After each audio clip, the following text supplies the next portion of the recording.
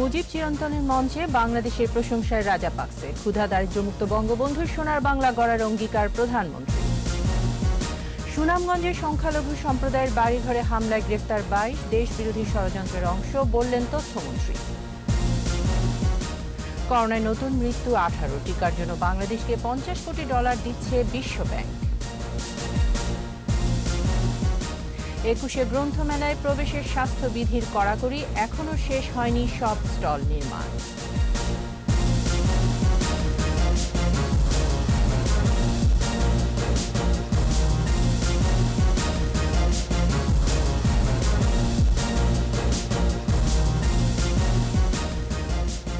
শুনছিলেন first security ইসলামী bank limited সংবাদ শিরোনাম। আমন্ত্রণ সন্ধ্যা 7টার 21শে সংবাদের সাথে আছি আমি তাইজিন রহমান। দর্শক, 21শে টেলিভিশনের সংবাদ একই সাথে সরাসরি দেখতে পাবেন আমাদের ফেসবুক পেজ www.facebook.com/21she24 অনলাইনে। প্রধানমন্ত্রী শেখ হাসিনা বলেছেন, হাজার বছরের পরাধীনতার গ্লানি থেকে দেশকে স্বাধীন করেছেন বঙ্গবন্ধু শেখ মুজিবুর রহমান। অথচ ৭৫-এর পর স্বাধীনতার ইতিহাস থেকে জাতির পিতার নাম মুছে ফেলার চেষ্টা হয়েছে। বঙ্গবন্ধুর জন্মশতবার্ষিকী ও স্বাধীনতার সুবর্ণ জয়ন্তীর অনুষ্ঠানে ক্ষুধা দারিদ্র্যমুক্ত জাতির পিতার স্বপ্নের উন্নত সমৃদ্ধ দেশ গড়ার অঙ্গীকার করেন বঙ্গবন্ধু কন্যা। অনুষ্ঠানে শ্রীলঙ্কার প্রধানমন্ত্রী মাহিন্দা রাজাপাকসে বঙ্গবন্ধুর আদর্শে তারই কন্যার নেতৃত্বে বাংলাদেশের এগিয়ে যাওয়ার প্রশংসা করেন। দর্শক, রিপোর্টটি প্রক্রিয়াধীন আছে, চলে যাচ্ছি পরবর্তী সংবাদে। এর আগে বঙ্গবন্ধুর জন্মশতবার্ষিকী এবং স্বাধীনতার সুবর্ণ জয়ন্তীর অনুষ্ঠানে যোগ দিতে ঢাকায় এসে জাতীয় স্মৃতিসৌধে শহীদ বীর মুক্তিযোদ্ধাদের শ্রদ্ধা জানিয়েছেন শ্রীলঙ্কার প্রধানমন্ত্রী মাহিন্দা রাজাপাকসে। সকাল 11টায় স্মৃতিসৌধে শ্রদ্ধা নিবেদনের সময় বিয়োগলে করুণ সুর বাজানো হয়। পরে শ্রীলঙ্কার প্রধানমন্ত্রী পরিদর্শন বইয়ে স্বাক্ষর করেন। এরপর স্মৃতিসৌধ প্রাঙ্গণে একটি গোলাপের চারা রোপণ করেন। এর আগে শাহজালাল আন্তর্জাতিক বিমানবন্দরে ভিভিআইপি টার্মিনালে মাহিন্দা রাজাপাকসেকে স্বাগত জানান প্রধানমন্ত্রী শেখ হাসিনা। দেয়া হয় লাল গালিচা সংবর্ধনা। 3 বাহিনীর একটি সুসজ্জিত দল তাকে গার্ড অফ অনার দেয়। এদিকে বিকেল 4:30টায় জাতীয় প্যারেড গ্রাউন্ডে মুজিব শতবর্ষ ও স্বাধীনতার সুবর্ণ জয়ন্তীর বিশেষ অনুষ্ঠানে যোগ দেবেন শ্রীলঙ্কার প্রধানমন্ত্রী। এছাড়া তার সফরের সময় বাণিজ্য, বিনিয়োগ, কৃষি, জাহাজ চলাচল, শিক্ষা, তথ্য প্রযুক্তি নিয়ে দ্বিপাক্ষিক আলোচনার কথা রয়েছে।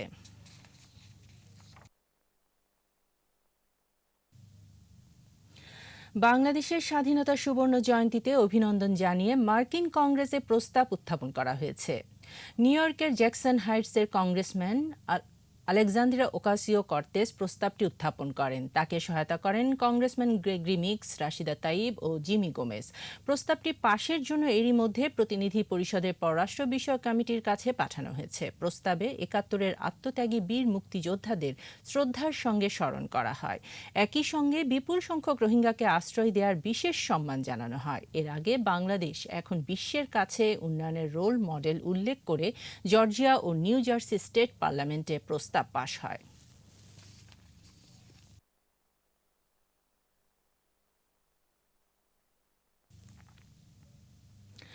জাতির পিতা বঙ্গবন্ধু শেখ মুজিবুর রহমানের আত্মার মাগফিরাত এবং প্রধানমন্ত্রী শেখ হাসিনার দীর্ঘায়ু কামনা করে বিশেষ দোয়া ও প্রার্থনা করা হয়েছে দেশের সব মসজিদ, মন্দির সহ বিভিন্ন উপাসনালয়ে। শুক্রবার জুমার নামাজের পর এই দোয়া হয়। অন্য ধর্মাবলম্বীরা বিশেষ প্রার্থনার আয়োজন করেন ধর্মীয় রীতিবিধি অনুযায়ী। আরও জানাচ্ছেন মেহেদি হাসান। আজ হতে 100 বছর আগে গোপালগঞ্জের টঙ্গিপাড়ায় জন্ম নিয়েছিল যে শিশু, একসময় তিনি হয়ে ওঠেন বাঙালির মুক্তির দিশারি। তিনি জাতির পিতা বঙ্গবন্ধু শেখ মুজিবুর রহমান। এই মহামানবকে জাতি স্মরণ করছে নানা আয়োজনে। রাষ্ট্রীয় স্মরণের পাশাপাশি সব ধর্মের মানুষ তার আত্মার শান্তি কামনা করছে। এরই ধারাবাহিকতায় শুক্রবার জুম্মার নামাজের পর বাইতুল মোকাররম জাতীয় মসজিদে অনুষ্ঠিত হয় বিশেষ দোয়া ও মোনাজাত।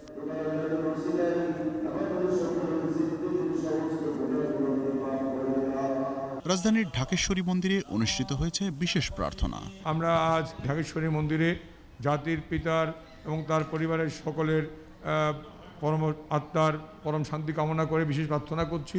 এর আগে গির্জা ও বৌদ্ধ মন্দিরে অনুষ্ঠিত হয় বিশেষ প্রার্থনা। গত 17ই মার্চ আমরা বঙ্গবন্ধুর 101তম জন্মজয়ন্তী পালন করেছি। এখানে সময়গতভাবে প্রার্থনা করেছি বিশ্বশান্তি এবং বঙ্গবন্ধুর পারলৌকিক সদ্গতি কামনায়। সারা দেশের সব মসজিদ এবং উপাসনালয়গুলোতে অনুষ্ঠিত হয়েছে বিশেষ দোয়া ও প্রার্থনা। মেহেদী হাসান, একুশে টেলিভিশন, ঢাকা। দেশবিরোধী ষড়যন্ত্রের অংশ হিসেবে সুনামগঞ্জের সাল্লায় হামলা হয়েছে বলে উল্লেখ করেছেন তথ্যমন্ত্রী ডক্টর হাসান মাহমুদ। এদিকে সাল্লায় হেফাজত সমর্থকদের হামলার ঘটনায় ২২ জনকে আটক করেছে পুলিশ। ঘটনাস্থল পরিদর্শন শেষে সিলেট রেঞ্জের ডিআইজি জানান, বাকি আসামিদের ধরতে অভিযান চলছে। সুনামগঞ্জ প্রতিনিধিকে সঙ্গে নিয়ে দীপু শিকদারের রিপোর্ট।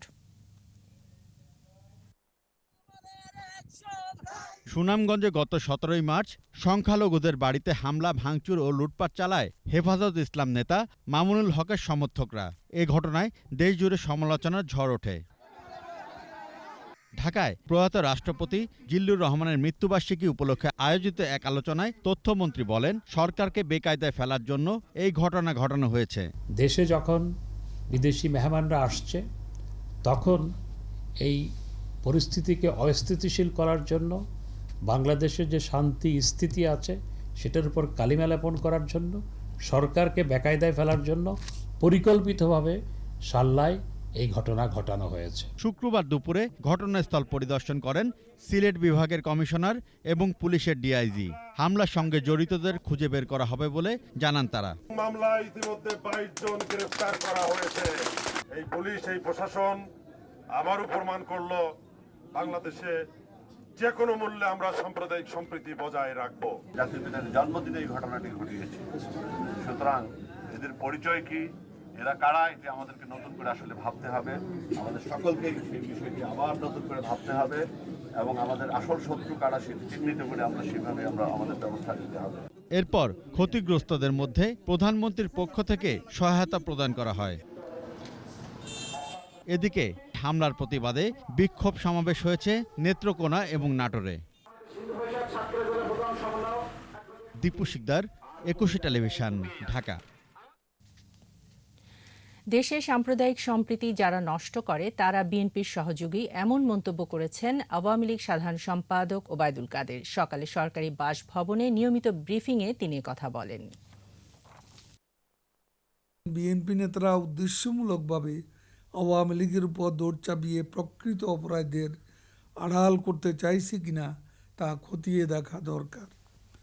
অন্যের উপর দৌড় চাপানো বিবৃতিতে জনগণ মনে করে এ ঘটনার সাথে বিএনপি তার সাম্প্রদায়িক দোসরদের সংশ্লিষ্টতা থাকতে পারে। তাদের সাধুসাজার অপকৌশল অপরাধীদের আড়াল করার অপচেষ্টা বলে জনগণ সন্দেহ করছে। প্রধানমন্ত্রী শেখ হাসিনা বলেছেন, হাজার বছরের পরাধীনতার গ্লানি থেকে দেশকে স্বাধীন করেছেন বঙ্গবন্ধু শেখ মুজিবুর রহমান।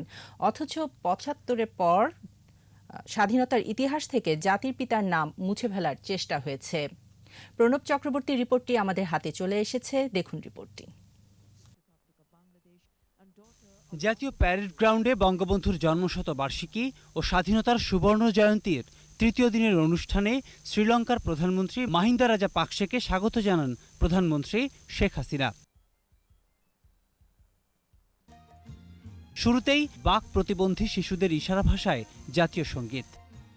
ভিডিও চিত্রে তুলে ধরা হয় মুজিব চিরন্তন, যতকাল রবে পদ্মা যমুনা এ প্রতিপাদ্যে তৃতীয় দিনের অনুষ্ঠানে মূল প্রবন্ধ উপস্থাপন করেন শিক্ষাবিদ সৈয়দ মঞ্জুরুল ইসলাম। ভিডিও বার্তায় রাশিয়ার পররাষ্ট্রমন্ত্রী সের্গেই ল্যাভরভ বলেন, রাশিয়ার কাছে বঙ্গবন্ধু একজন মহান নেতা। Centenary of the birth of founder of your country, Sheikh Mujibur Rahman. অনুষ্ঠানের প্রধান অতিথি শ্রীলঙ্কার প্রধানমন্ত্রী মাহিন্দা রাজাপাকসে বাঙালি জাতির পিতা বঙ্গবন্ধু শেখ মুজিবুর রহমানকে কৃতজ্ঞ চিত্তে স্মরণ করেন। জাতির পিতার আদর্শে বাংলাদেশের অগ্রগতির প্রশংসা ঝরে রাজাপাকসের কণ্ঠে। On that day, the nation lost the hero and the father of independence. At the same time, a beloved daughter lost her parents and siblings. বক্তৃতায় বঙ্গবন্ধু কন্যা স্বাধীনতা সংগ্রামে জাতির পিতার ত্যাগের কথা তুলে ধরেন। বলেন, পরাধীনতার গ্লানি থেকে মুক্ত করেছিলেন বঙ্গবন্ধু। ৭৫-এর হৃদয় বিদারক ঘটনার কথা বলতে গিয়ে কণ্ঠ ভারী হয়ে আসে বঙ্গবন্ধু কন্যার। ৭৫-এর পরে একের পর এক মিলিটারি ডিক্টেটর অথবা তাদের দোসররা যে ক্ষমতা এসেছে, স্বাধীনতা বিরোধীরা ক্ষমতা এসেছে, জাতির পিতা বঙ্গবন্ধু শেখ মুজিবকে যারা হত্যা করেছে, তারা যারা ক্ষমতা এসেছে, তাদের একটাই ভয় ভীতি, ওই একটি নাম নিয়ে। কাজে তারা 21টা বছর সবই নিষিদ্ধ করে রেখেছিল। কিন্তু যে সংগঠন জাতির পিতা গড়ে তুলেছিলেন, এই সংগঠন আওয়ামী লীগ কিন্তু সেই আদর্শ নিয়েই চলেছে। জাতির পিতার স্বপ্নের সমৃদ্ধ বাংলাদেশ গড়ার অঙ্গীকার করেন বঙ্গবন্ধু কন্যা। জাতির পিতার এই 101 জন্মদিন আর স্বাধীনতার সুবর্ণ জয়ন্তী, আমরা সেই প্রতিজ্ঞাই নেই যে জাতির পিতা যে স্বপ্ন রেখে গেছেন সেই স্বপ্ন আমরা বাস্তবায়ন করব। বাংলাদেশ হবে ক্ষুধামুক্ত, দারিদ্র্যমুক্ত, উন্নত, সমৃদ্ধ, অসাম্প্রদায়িক চেতনায় সোনার বাংলাদেশ, যে বাংলাদেশ জাতির পিতার স্বপ্ন বাস্তবায়ন করবে, দুঃখী মানুষের মুখে হাসি ফোটাবে। শ্রীলঙ্কাকে বাংলাদেশের অকৃত্রিম বন্ধু উল্লেখ করে ভবিষ্যতে এ বন্ধুত্ব আরও সুদৃঢ় হবে বলে আশা প্রকাশ করেন প্রধানমন্ত্রী শেখ হাসিনা। 15 আগস্টের পর প্রণব চক্রবর্তী, 21 টেলিভিশন, ঢাকা। এদিকে কোভিড-19-এ 24 ঘন্টায় 18 জনের মৃত্যু হয়েছে। মোট মৃত্যু 8,642 জন। স্বাস্থ্য অধিদপ্তরের তথ্য অনুযায়ী একদিনে শনাক্তের সংখ্যা 1,899, মোট শনাক্ত 5,66,838 জন। নতুন 1,618 জন সহ সুস্থ হয়েছেন 5,19,141 জন। করোনায় এ পর্যন্ত সবচেয়ে বেশি মৃত্যু ঢাকা বিভাগে 4,858 জন ও সবচেয়ে কম ময়মনসিংহ বিভাগে মারা গেছে 198 জন। করোনায় সুস্থতার হার 91.59% ও মৃত্যু হার 1.52%।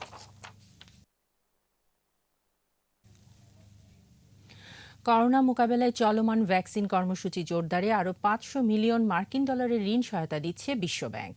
সংবাদ বিজ্ঞপ্তিতে বলা হয়, বাংলাদেশের 5,40,00,000 মানুষকে ভ্যাকসিন কর্মসূচির আওতায় আনতে এই ঋণ গুরুত্বপূর্ণ ভূমিকা রাখবে। বিশ্বব্যাংকের সহযোগী প্রতিষ্ঠান ইন্টারন্যাশনাল ডেভেলপমেন্ট অ্যাসোসিয়েশন এই ঋণের অর্থায়ন করছে। এ প্রসঙ্গে বিশ্বব্যাংকের আবাসিক প্রতিনিধি মার্সি টেম্বন বলেছেন, করোনা মোকাবেলায় বাংলাদেশ সরকার জরুরি পদক্ষেপ গ্রহণ করেছে। The government has again taken quick action to combat COVID-19 by rolling out a national vaccination program. For this, the World Bank just approved $500 million financing to help procure and expand storage facilities for vaccines. এবারের আয়োজন বইমেলা প্রতিদিন।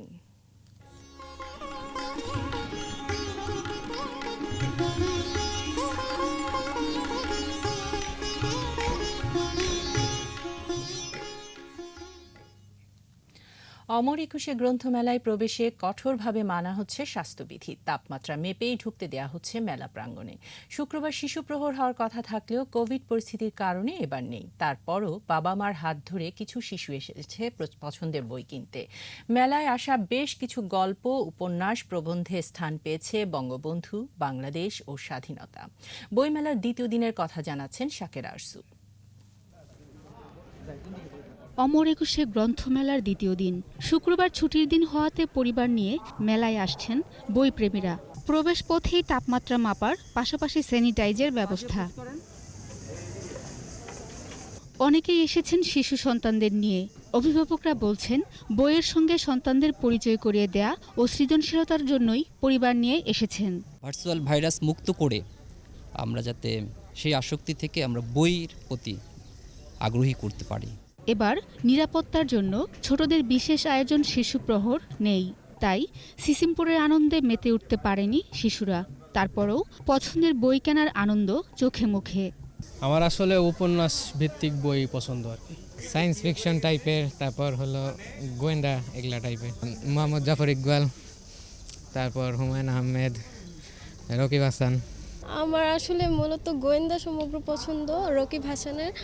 আর কৌতুক ধাঁধা এগুলো তো always interest থাকেই। স্বাধীনতার সুবর্ণ জয়ন্তী, মুজিব শতবর্ষে বঙ্গবন্ধু, বাংলাদেশ স্বাধীনতা নিয়ে কয়েকটি নতুন বই এসেছে। করোনাকালে নানা ঘটনাপ্রবাহ নিয়েও এসেছে নতুন বই। বই এসেছে আত্মার বিলাপ, সেটাও করোনাকাল নিয়ে একটি মনোদার্শনিক, মনস্তাত্ত্বিক, মনোসামাজিক উপন্যাস। বাংলা একাডেমি প্রাঙ্গণ ও সোহরাওয়ার্দী উদ্যান উভয় অংশেই বসেছে স্টল। অসময়ে হলেও বিক্রি নিয়ে আশাবাদী বিক্রেতারা। আজকে মেলার দ্বিতীয় দিন, হয়তো শুক্রবার আমরা মনে করেছিলাম পর্যাপ্ত পরিমাণ পাঠক আসবে, কিন্তু এখন আমরা তেমন সাড়া পাইনি। বইবার পেন্সিলে নতুন 56টি বই এসেছে, অল্প স্বল্প ছড়া গল্প আরও কিছু লিখছে। বঙ্গবন্ধুর জন্মশতবর্ষ ও স্বাধীনতার সুবর্ণ জয়ন্তীর কথা মাথায় রেখে স্টলগুলোকে সাজানো হয়েছে। আগামী 2-1 দিনের মধ্যে স্টলের নির্মাণ কাজ শেষ হবে বলে জানান মালিকরা। শাকেরা আরজু, 21 টেলিভিশন, ঢাকা। এই মুহূর্তে অমর 21 গ্রন্থমেলায় আছেন সহকর্মী মফিউর রহমান। আরও জানতে সরাসরি চলে যাচ্ছি তার কাছে। ধন্যবাদ। এই মুহূর্তে আছি আমি বাংলা একাডেমি আয়োজিত অমর 21 গ্রন্থমেলার সোহরাওয়ার্দী উদ্যান অংশে। তো এইবারের মেলাটি একটি ভিন্ন পরিস্থিতিতে অনুষ্ঠিত হচ্ছে। এইবারের মেলায় আমি আপনাকে বিকালে যেটি বলেছিলাম যে খুব বেশি ক্রেতা দর্শক নেই, সমাগম কম হয়েছে, কিন্তু বেলা যত বাড়ছে জনসমাগম ততই বাড়তে থাকে। আসলে এখন দেখা যাচ্ছে যে মেলায় যথেষ্ট পরিমাণ মানুষ এবং প্রত্যেকটি স্টলে, যতগুলো স্টল আছে এখানে, যতগুলো স্টলে বই আছে, প্রত্যেকটি স্টলে প্রচুর পরিমাণ মানুষ। শুধু মানুষ বলতে মানুষের সাথে মানুষ হচ্ছে পাঠক আছে, লেখক আছে এবং যারা স্টলের প্রকাশনা সংস্থার সাথে যারা আছেন তারা আছে। অনেকে আজকে বই কিনছেন, অনেকে কিনছেন না, অনেকে আজকে দেখে যাচ্ছেন, অনেকে তাদের সন্তানকে নিয়ে এসছেন বই কেনার জন্য। তো আমার সাথে আজকে লেখক আছেন একজন, আমি তার সাথে কথা বলছি, লেখক জিতু ভাই। জিতু ভাই, আমি আপনার কাছে জানতে চাই যে আপনি এইবারের মেলার এক্সপিরিয়েন্সটা বলেন, আপনার এক্সপিরিয়েন্সটা কি? এবারের মেলা বেশ প্রাণবন্ত হচ্ছে, যদিও করোনাকালীন একটু সমস্যা চলতেছে, তবুও দর্শক সমাগম, পাঠক যথেষ্ট পরিমাণে পাচ্ছি। তবে আরেকটু ভালো হতো যদি করোনাকালীন আরও যথেষ্ট পরিমাণে ভালো নিতে পারতো, ব্যবস্থা গ্রহণ করা যেত। আপনার বইয়ের লেখার বিষয়বস্তু যদি বলেন। আমার বইয়ের লেখার বিষয়বস্তু জীবনধর্মী, প্রেম, জীবন এবং প্রেম নিয়েই বেশিরভাগ লেখা, ভালোবাসার অলিগলি ঘোরা, এটাই মূলত। তাইজিন, আমার সাথে আরেকজন লেখক আছেন, হচ্ছে এখন এনাম ভাই। আমি একটু এনাম ভাইয়ের সাথে কথা বলতে চাই।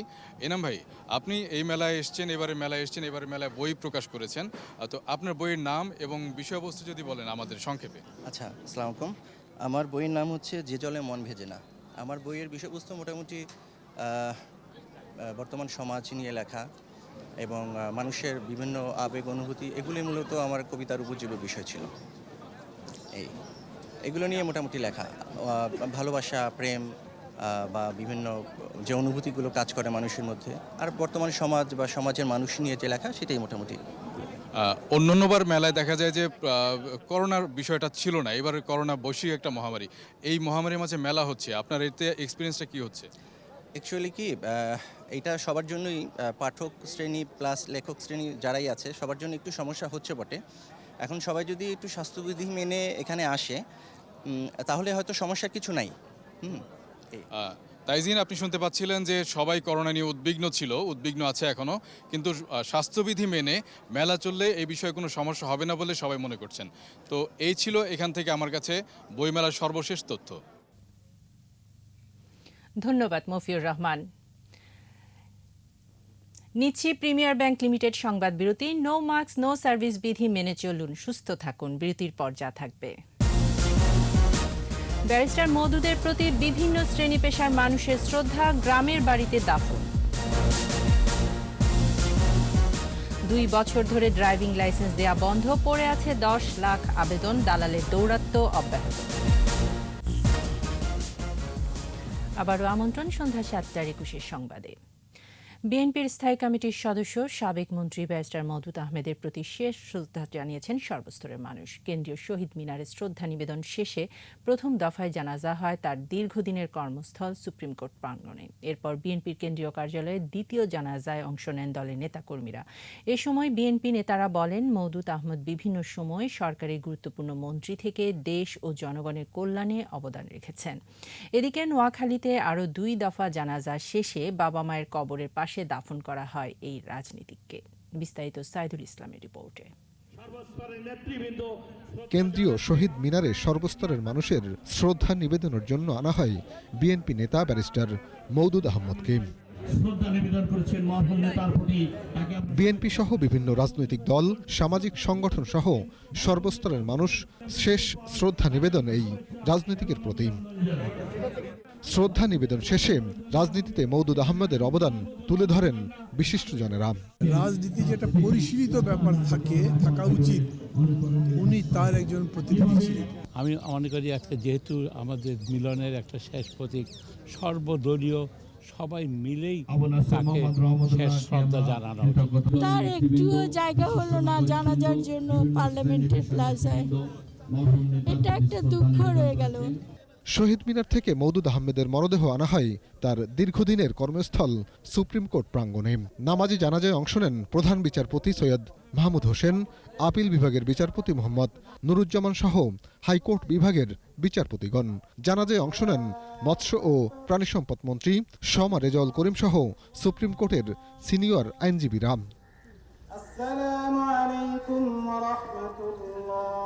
মওদুদ আহমেদের চলে যাওয়া আইন ও রাজনৈতিক অঙ্গনে শূন্যতা বলেই মনে করেন আদালত অঙ্গনের মানুষেরা। বাংলাদেশ একজন ভালো আইনজীবী এবং ভালো রাজনীতিবিদকে হারালো। আমার বক্তৃতা থাকবে না, আমার লেখা থাকবে। সেই জায়গায় একজন বুদ্ধিমত্তা সম্পন্ন লেখক হিসাবেও তিনি সম্মানের জায়গায় রয়েছেন। 36টা মামলা নিয়ে উনি আজকে কবরে যাচ্ছেন, এটা জাতির জন্য সংকট পায়। এই বীর মুক্তিযোদ্ধা পাহাড় সৈনিকের জন্য অত্যন্ত কষ্টের ব্যাপার। এরপর বিএনপির কেন্দ্রীয় কার্যালয়ে দ্বিতীয় জানাজায় অংশ নেন বিএনপি সহ বিভিন্ন রাজনৈতিক দলের নেতাকর্মীরা। দলের চেয়ারপারসনের পক্ষ থেকে শ্রদ্ধা জানানো হয়। এছাড়া বিএনপির অঙ্গ ও সহযোগী সংগঠনের নেতারাও শ্রদ্ধা জানান বর্ষিয়ান এই রাজনীতিকের প্রতি। এর আগে দলের মহাসচিব বলেন, মওদুদ আহমেদ চলে যাওয়া অপূরণীয় ক্ষতি। বাংলাদেশ জাতীয়তাবাদী দলের সকল স্তরের নেতৃত্বের পক্ষ থেকে আমরা তার প্রতি শ্রদ্ধা জানাচ্ছি এবং আল্লাহ তাআলার কাছে প্রার্থনা করছি যে আল্লাহ তাআলা তাকে যেন বেশ নসিব করেন। এরপর তার মরদেহ নেওয়া হয় নোয়াখালীতে। সেখানে জানাজা শেষে বাবা মায়ের কবরের পাশে চিরনিদ্রায় শায়িত হন ব্যারিস্টার মওদুদ আহমেদ। গত 16 মার্চ সন্ধ্যা 6:30টায় সিঙ্গাপুরের মাউন্ট এলিজাবেথ হাসপাতালে চিকিৎসাধীন অবস্থায় মারা যান ব্যারিস্টার মওদুদ আহমদ। সাইদুল ইসলাম, 21 টেলিভিশন, ঢাকা। অপরিপূর্ণ স্বাস্থ্যবিধির মধ্য দিয়ে অনুষ্ঠিত হল 41তম বিসিএস এর প্রিলিমিনারি টেস্ট পরীক্ষা। কর্তৃপক্ষের দাবি, দূরত্ব বজায় রেখে আসন বিন্যাস করায় তেমন স্বাস্থ্য ঝুঁকি নেই। 4,04,519 জন এই পরীক্ষায় অংশ নিয়েছেন। দীপু শিকদারের রিপোর্ট। শুক্রবার সকাল 10টা থেকে রাজধানীর নির্দিষ্ট কেন্দ্রগুলোতে শুরু হয় 41তম বিসিএস পরীক্ষা। করোনা স্থিতিশীল অবস্থায় যদি পরীক্ষাটা হয়তো আর কি প্রিপারেশনটা হয়তো বা এখন যে প্রিপারেশন তার থেকে হয়তো বা আর একটু ভালো দিতে পারতাম। করোনা পরিস্থিতিতে মাস্ক পরে পরীক্ষার্থীরা আসলেও অনেক কেন্দ্রেই ছিল না তাপমাত্রা মাপার যন্ত্র। প্রশ্নপত্র আর ব্যবস্থাপনা নিয়ে ছিল মিশ্র প্রতিক্রিয়া। শেষমেশ আল্লাহর রহমতে পরীক্ষাটা সুন্দরভাবে সুষ্ঠুভাবে হয়েছে। লিটারেচার প্রশ্নটা অনেক হার্ড করছে। বাংলাদেশ বিষয় বলে যেমন অর্থনৈতিক সমীক্ষা থেকে এবার আসেনি। পিএসসি যে মানের প্রশ্ন করে ওই মানেরই হয়েছে, এখানে খুবই স্ট্যান্ডার্ড হয়েছে। টেম্পারেচার চেক করে ঢোকানোর কথা, সেটা আমাকে করা হয়নি। এক্সপিরিয়েন্সটা ভালোই, বাট যেরকম স্বাস্থ্যবিধি মানার কথা ছিল, যে 3 ফিট দূরত্বে সিট ফেলার কথা ছিল, সেরকমটা হয় নাই। আমাদের সিটগুলো অনেক কাছাকাছি ছিল। রাজধানীর অন্যতম কেন্দ্র সরকারি বাংলা কলেজ। স্বাস্থ্যবিধি অনুসরণে কোনো ঘাটতি ছিল না বলে দাবি কলেজ কর্তৃপক্ষের। স্বাস্থ্যবিধি মেনে মাঝে মাঝে নিয়োগ পরীক্ষা হচ্ছে। 2965 জনকে আমরা বসাই, কিন্তু বিসিএস আমরা মাত্র 2200 স্টুডেন্ট নিয়েছি। 6 ফিটি বেঞ্চে 2 মাথায় 2 জন। অতএব স্বাস্থ্যবিধি পুরোপুরি হয়েছে। এবারের বিসিএস উত্তীর্ণদের মধ্য থেকে 2000-এরও বেশি নিয়োগের সুপারিশ করবে PSC. Dipu Sikdar, 21 television, Dhaka. Driving licence যেন সোনার হরিণ। নিয়ম অনুযায়ী আবেদনের পর সর্বোচ্চ 3 মাসের মধ্যে ড্রাইভিং লাইসেন্স পাওয়ার কথা থাকলেও 2 বছর ধরে লাইসেন্স দেওয়া প্রায় বন্ধ। ফলাফল 10 লাখেরও মতো আবেদন জমা হয়ে আছে বিআরটিএতে।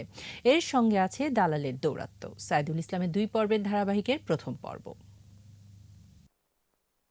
লাইসেন্সের ধরেন আমার 7,000 টাকা খরচ হয়েছে, আর গাড়ি ভাড়া ধরেন না প্রায় 15,000 টাকার মতন গেছে। আমি খুব কষ্টতে আছি স্যার, বললাম আমি খুব কষ্টতে আছি। নোয়াখালীর জসিম উদ্দিন প্রায় 25 বছর ড্রাইভিং পেশায় নিয়োজিত। গেল 2019 সালের মাঝামাঝিতে লাইসেন্স নবায়নের জন্য আবেদন করেন, হাতে পাননি ড্রাইভিং লাইসেন্স। 1.5 বছর আগে চাকরি হারিয়েছেন তিনি। ধরেন না 2 বছরের মতো হয়ে যায়, খালি ডেট বাড়াচ্ছে, কত ডেট বাড়াচ্ছে দেখেন। আসতে যেতে আমরা 1200-1500 টাকা লাগে নোয়াখালী থেকে। ভালো চাকরি পাইতেছি না, মানে লাইসেন্স ফটোকপি দিতে হবে, এটা মালিকেরা বুঝে না। এমন ভোগান্তি শুধু জসিমউদ্দিনের নয়, আছেন অসংখ্য মানুষ। আসলে এই যে শুধু ডেটটা বাড়ায় দেয়, তারপরে চলে যেতে হয়, আর কি করার। আমরা তো এই যে খালি আইতাছি যাইতাছি, খালি গাড়ি ভাড়া দিতাছি, ফাও এই পর্যন্তই শেষ। ছোট ভাইয়ের লাইসেন্স দিছি, এটা 2 বছর হয়ে গেছে, এখনো কার্ড পাইনি। কার্ড যে কবে দেবে তারা নিজেরও বলতে পারে না। দিছি হচ্ছে গিয়া 24শে জানুয়ারি 2019, এখন পর্যন্ত আজকে আসছে, আবার বলতেছে কালকে আসতে, এসে ডেট বাড়ায় নিয়ে যেতে। বিআরটিএতে সেবা পাওয়ার জন্য আবেদন করলে বেশিরভাগ আবেদনকারীকেই যেতে হয় দালালের কাছে। আমরা যদি নর্মালি করতে যাই তো আমাদের পায়ের জুতা ক্ষয় হয়ে যাবে, কিন্তু আমরা জীবনে কার্ড পাবো না। 8000 টাকা দিয়েছি, আবার টাকা চাইছে। আমি বলছি আপনি আমার কাজ সম্পূর্ণ করেন, পরে টাকা লাগলে আরও দেবো আপনাকে। দালাল তো ধরছেনি, তারপরে ওদের একটা যে এক্সাম নিবে, ওইখানে গেলে 200 টাকা চায় ওরা, প্রত্যেকটা পদে পদে টাকা চায়। দালাল চক্রের সাথে যুক্ত আছেন এক শ্রেণীর কর্মকর্তা কর্মচারী, আছে অতিরিক্ত টাকা আদায়ের অভিযোগ। স্টাফের মাধ্যমে আসছিলাম, পরীক্ষা দেওয়ার পর পাশ করছি, সব কিছু হয়েছে। 3 বার আসছি নি আমি। জাস্ট পরীক্ষা দিবেন বা যাই করেন না কেন, কারোর সাথে কথা বলতে গেলেও টাকা পকেটে হাত দিতে হয়, 50-100 টাকা দিতে হয়। হ্যাঁ, সে অফিসার তো টাকা নিছেই, উনি নিয়েছিল 8,500 টাকা। 8,500 অফিসার কি ওখানকার পিয়ন মনে হয় উনি। ড্রাইভিং লাইসেন্স সহ নানা সেবার জন্য অনলাইন প্রক্রিয়া শুরু হয়েছে বলে জানালেন সহকারী পরিচালক। এতে ভোগান্তি কমবে বলে মনে করছেন তিনি। আমাদের এখানে অনলাইনে লার্নারের ডেটও অটোমেটিকলি পড়তেছে, ওই তারিখ মতো আসবে, আইসা ওই সিরিয়াল থাকবে, তার রোল নাম্বার থাকবে, সেই হিসাবে সে পরীক্ষা দিবে। পরীক্ষা দিলে সে কৃতকার্য হইলে সে বিকালে জানতে পারবে যে সে কৃতকার্য কি অকৃতকার্য, সেই হিসাবে সে লাইসেন্স ফাইল জমা দিয়ে সে লাইসেন্স পাবে। এটা আমরা ভোগান্তি মানে দালাল দূরত্ব কমানোর জন্য এই ডিজিটাল সিস্টেমটা আমরা চালু করছি। দ্রুত ড্রাইভিং লাইসেন্স দেওয়া শুরু করার দাবি করেছেন সেবা প্রার্থীরা। সাইদুল ইসলাম, 21 টেলিভিশন, ঢাকা। এবারে আমাদের বিশেষ আয়োজন স্বাধীনতার 50।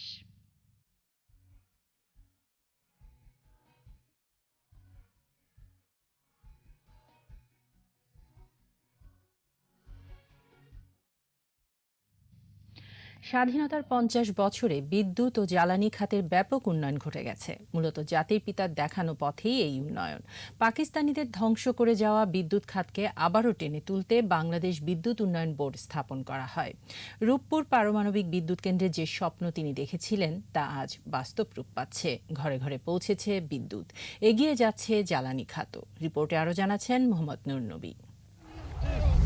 যুদ্ধ বিধ্বস্ত বাংলাদেশ, অনেক স্থানে ধ্বংসপ্রাপ্ত বিদ্যুতের সঞ্চালন লাইন, আর সব খাতের মতোই বিদ্যুৎ ও জ্বালানি খাতের দিকে নজর দিলেন জাতির পিতা বঙ্গবন্ধু শেখ মুজিবুর রহমান। প্রথমেই খনিজ সম্পদের উপর রাষ্ট্রের মালিকানা প্রতিষ্ঠা করলেন। ব্রিটিশ কোম্পানির কাছে থাকা গ্যাস ক্ষেত্রগুলো কিনে নেন।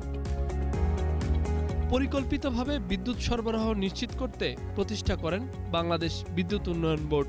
সংবিধানের 16 অনুচ্ছেদে গ্রামীণ বিদ্যুতায়নের কথা যুক্ত করেছিলেন। ভেবেছিলেন পরমাণু বিদ্যুৎ কেন্দ্রের কথা। বঙ্গোপসাগরে তেল গ্যাস অনুসন্ধান তিনি শুরু করেছিলেন। সেই যে গ্যাস ফিল্ডগুলো কিনে নিয়েছি, সেটাই কিন্তু আমাদের পরে আমাদের এখন পর্যন্ত আমাদের বিদ্যুতের ক্ষেত্রে জ্বালানি সরবরাহ করতেছে গ্যাস। 75-এ জাতির পিতাকে সপরিবারে হত্যার পর সবকিছুই থমকে যায়। বিদ্যুতের জন্য প্রাণ দিতে হয় কৃষককে। 96 সালে নতুন করে শুরু করেন বঙ্গবন্ধু কন্যা শেখ হাসিনা। 2008 সালে দ্বিতীয় মেয়াদে ক্ষমতায় এসে ঘরে ঘরে বিদ্যুৎ পৌঁছে দেওয়ার স্বপ্ন দেখেন। গতি পায় দেশের অর্থনীতি। জাতির জনকের কন্যার মাথায় কিন্তু ওইটি আছে যে আমি সারা বাংলাদেশের সবার ঘরে আলো দেব। প্রস্তুতি কিন্তু 96 সাল থেকে আবার শুরু। পরবর্তীতে 2009 সালে যখন আবার আওয়ামী লীগ সরকার ক্ষমতায় আসলেন, একটা বড় ওখানে একটা চেঞ্জ আসে, সেটা হলো বিশেষ আইন, যে দ্রুততার সাথে কিভাবে আমরা বিদ্যুৎ প্রকল্পগুলো হাতে নিতে পারি। ছোটগুলোর থেকে আমরা বেরিয়ে আসতে চাই, যার কারণে 14, 15, 16, 17, 18 আমাদের মধ্যে এখন বড় পাওয়ার প্ল্যান্টগুলো চলে আসতেছে। পায়রা পাওয়ার প্ল্যান্ট চলে আসছে, রামপালের প্রায় 60% কাজ শেষ, মাথার বাড়িতেও কাজ শুরু হয়ে গেছে, আমাদের এনার্জি পোর্ট শুরু হয়ে গেছে। মাত্র ৩,৫০০ মেগাওয়াট বিদ্যুতের জায়গায় এখন উৎপাদন ২৪,৫০০ মেগাওয়াটে। নতুন নতুন কেন্দ্র উৎপাদনে এসেছে। রূপপুর পারমাণবিক বিদ্যুৎ কেন্দ্রের কাজও শেষ পর্যায়ে। ৩,৯৬,০০,০০০ গ্রাহক পেয়েছে বিদ্যুতের সংযোগ। শতভাগ উপজেলার বাইরে যে দ্বীপ অঞ্চলগুলো সাবমেরিনের কেবলের মাধ্যমে বিদ্যুৎ দিচ্ছি। ৯৯.৭% এলাকার বিদ্যুৎ পৌঁছে গেছে। গার্মেন্টসের যে বিশাল একটা গতি পেয়েছে, টেক্সটাইলের যে বিশাল একটা গতি পেয়েছে, আদার ইন্ডাস্ট্রি যেগুলো ছিল, বিদ্যুতের কারণে এই 11, 12, 13, 14 থেকে আরম্ভ হলো, যখন আস্তে আস্তে একটা গতি পাওয়ার আরম্ভ করলো, মানুষের মধ্যে আসার একটা বড় দিক দেখা গেল যে মানুষ বুঝতে পারলো যে ইয়েস, একটা ডেভেলপ হতে যাচ্ছে। গ্রাম অঞ্চলে বিদ্যুৎ দেওয়াতে সেখানে একটা বড় মাইক্রো লেভেলে ইকোনমিক্সটা গতি পেয়েছে। স্বাধীনতার পর আবিষ্কৃত হয়েছে 17টি গ্যাস ফিল্ড। শক্তিশালী হয়েছে রাষ্ট্রীয় তেল ও গ্যাস অনুসন্ধান কোম্পানি বাপেক্স। অনুসন্ধান আরও গতিশীল করায় ড্রিলিং বেড়েছে। এখন গ্যাসের দৈনিক গড় উৎপাদন ২,৭০০ ঘনফুট। ভাসমান এলএনজি টার্মিনাল তৈরি হয়েছে। এখন তরল গ্যাস আমদানি ও গ্রিডে যুক্ত হচ্ছে 7 থেকে 800 AMMC। পাওয়ার প্ল্যান্ট চালাতে পারিনি, আমাদের তেল ভিত্তিক পাওয়ার প্ল্যান্ট চালাতে হয়েছে। আমরা 2টা টার্মিনাল করে ফেলছি, ডিপ সিতে এলএনজি টার্মিনাল। এখন আরম্ভ হয়েছে এলএনজি আসা। আমরা 700-800 মেগা এমএমসি গ্যাস আমরা নিয়ে আসতে পারতেছি। আমরা ইন্ডাস্ট্রিতে এখন ওপেন করে দিচ্ছি গ্যাস কানেকশন।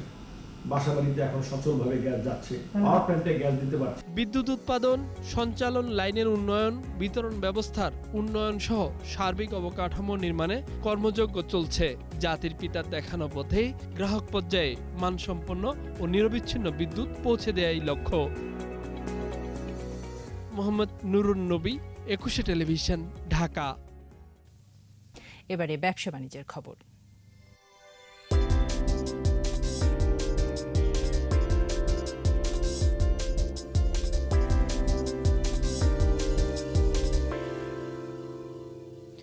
পাস্তুরিত দুধ মিল্ক ভিটা লিটারে 5 টাকা বেড়ে বিক্রি হচ্ছে 75 টাকায়। রমজান এবং শবে বরাতকে কেন্দ্র করে দাম বেড়েছে চিনি এবং গরু মাংসের। তবে আগের বাড়তি দামে বিক্রি হচ্ছে চাল, ভোজ্য তেল এবং মুরগির মাংস। গরুর মাংস বিক্রি হচ্ছে 580 থেকে 600 টাকায়। শবে বরাত এবং রমজানের কারণে দাম বাড়তি বলে জানান বিক্রেতারা। তবে সপ্তাহের ব্যবধানে পেঁয়াজের দাম কেজি প্রতি কমেছে 15 টাকা।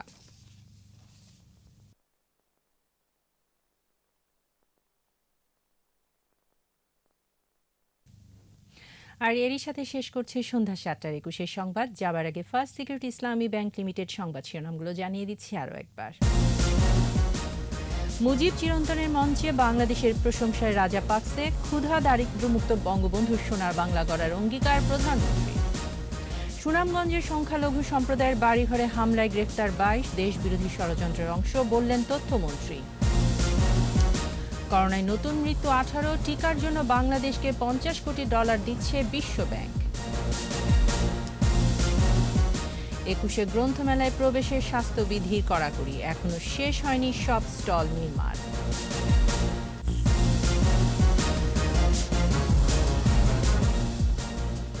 সর্বশেষ খবর জানতে ডায়াল করুন 2021 নম্বরে আর ভিজিট করুন 21-tv.com এই ওয়েবসাইটে। এছাড়া ফেসবুকে লগ ইন করতে পারেন facebook.com/2124 অনলাইনে। পরের সংবাদ রাত 9টায় দেখার আমন্ত্রণ রইল। স্বাস্থ্যবিধি মেনে চলুন, সুস্থ থাকুন।